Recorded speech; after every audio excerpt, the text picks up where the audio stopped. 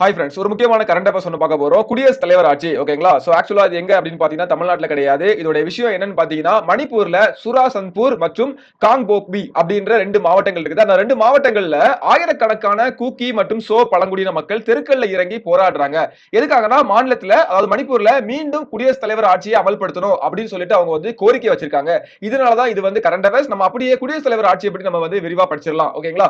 So குடியரசுத் தலைவர் ஆட்சினா first என்ன? ஒரு மாநிலத்தின் அரசியலமைப்பு சட்டம் சரியாக செயல்படாத நிலையில் மாநில அரசின் நிர்வாகத்தை மத்திய அரசு, ஒன்றிய அரசு தங்களுடைய கட்டுப்பாட்டுக்குள்ள கொண்டு வருவதுதான் குடியரசுத் தலைவர் ஆட்சி. ஓகேங்களா? சோ இதான் குடியரசுத் தலைவர் ஆட்சி.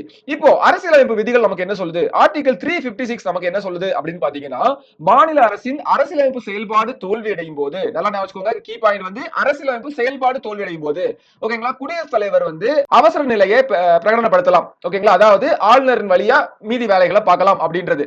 ஆர்டிகல் 355 என்ன சொல்லுது அப்படின்னு பாத்தீங்கன்னா, மாநிலங்களை வெளிநாட்டு ஆக்கிரமிப்பு மற்றும் உள்நாட்டு கலவரங்களிலிருந்து பாதுகாக்க வேண்டியது மத்திய அரசின் கடமைன்னு சொல்றாங்க. நமக்கு ரொம்ப முக்கியமானது ஆர்டிகல் 365.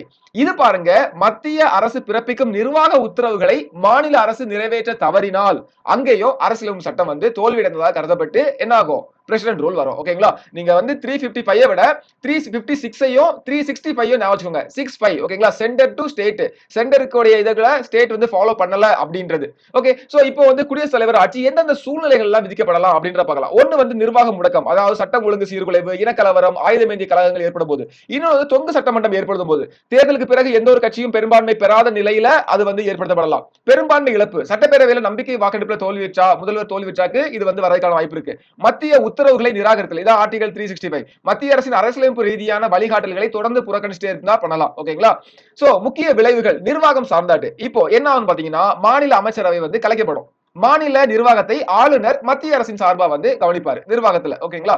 அதே மாதிரி சட்டமன்றத்துல என்ன நடக்கும்? மாநில சட்டமன்றம் கலைக்கப்படலாம் அல்லது தற்காலிகமாக நிறுத்தி வைக்கப்படலாம். இல்லன்னா மாநிலத்திற்கான சட்டங்களை இயற்றும் அதிகாரம் வந்து நாடாளுமன்றத்துக்கு செல்லும். ஓகேங்களா? பட்ஜெட் என்ன ஆகும்? மாநிலத்தின் வரவு செலவு திட்டம், அதாவது பட்ஜெட்டை நாடாளுமன்றமே நிறைவேற்றும். ஓகே, சோ இப்போ வந்து போட்டுட்டாங்க. கால அளவு என்ன அப்படின்னு பாத்தீங்கன்னா, நாடாளுமன்ற ஒப்புதல், குடியரசுத் தலைவர் ஆட்சி பிரகடனப்படுத்தப்பட்ட 2 மாதங்களுக்குள்ள நாடாளுமன்றத்தின் இரு அவைகளிலும் ஒப்புதல் பெற வேண்டும்.